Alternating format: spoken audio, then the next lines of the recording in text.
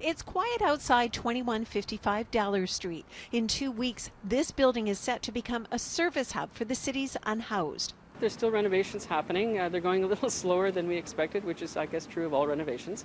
They have had some interruptions, but they're dealing with it as best they can.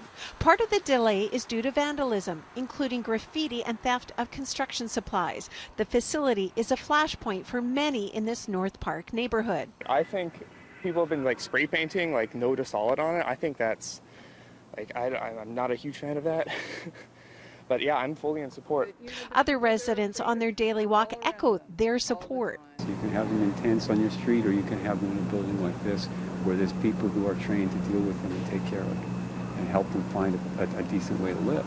Not everyone is ready to welcome their new neighbor. Some of those living nearby are so concerned they're considering moving away.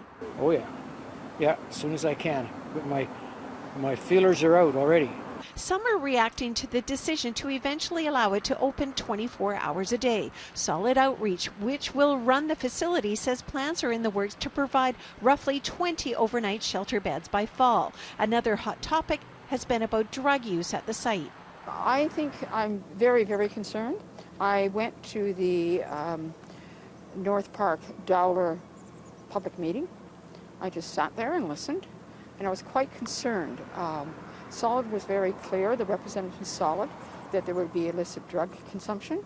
Neither the city nor Solid denies there will be drug use at the facility. They say claims it will be a consumption site or overdose prevention site are false. It's not a supervised consumption site, as I've said repeatedly. It is not an overdose prevention site, as I've said repeatedly.